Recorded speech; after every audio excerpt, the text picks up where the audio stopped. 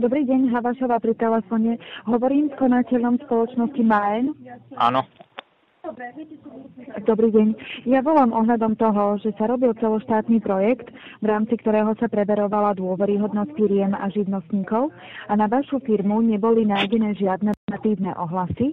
Z toho dôvodu by sme vám radi zaslali ocenenie Dôveryhodná firma z Centra výskumu názorov zákazníkov.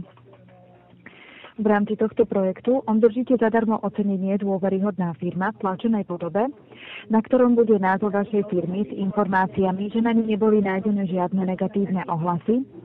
Taktiež obdržíte zadarmo aj 3 vodeodolné nálepky. Hlavné však je, že obdržíte prihlasovacie údaje na portál dôveryhodnáfirma.eu, kde si môžete vytvoriť svoju elektronickú vizitku a v nej upraviť firemné údaje alebo doplniť aktuálne informácie o vašej činnosti. Taktiež je tu možnosť stiahnuť si logo Dôveryhodná firma v elektronickej podobe, ktoré môžete využiť v e-mailovom podpise alebo na svojej internetovej stránke. Hlavné je, že túto elektronickú vizitku môžete využívať po celú dobu fungovania vašej firmy.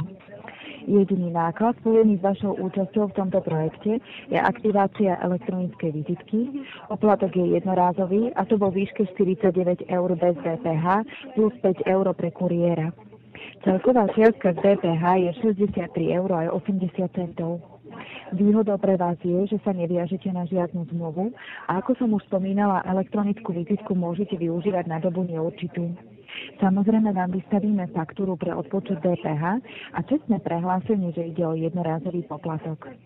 Obálku s prihlasovacími údajmi vám vieme doručiť do 5 pracovných dní kuriérom.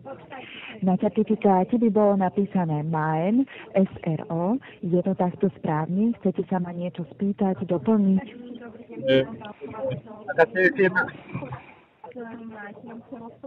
Prosím, nepočujem vás. Aká je spoločnosť? My sme Centrum výskumu názorov zákazníkov, sme SROčka, sídlime v Košiciach. Máme pobočky aj v Čechách, v Poľsku, v Maďarsku, v Bulharsku a vo Francúzsku. A naša firma vlastní software, ktorý prehľadával negatívne recenzie na firmy a na živnostníkov. Tento software prehľadal okolo 500 000 firiem a z toho iba 12 520 môže získať tento certifikát. A na internete sa vyhľadávali negatívne slovíčka typu nevyplatil, nedal, nespoľahlivý. Na vašu firmu nebolo nájdené nič negatívne, čiže z toho dôvodu vás oslovujeme v rámci tohto projektu, aby ste sa mohli ešte viac zviditeľniť na internete.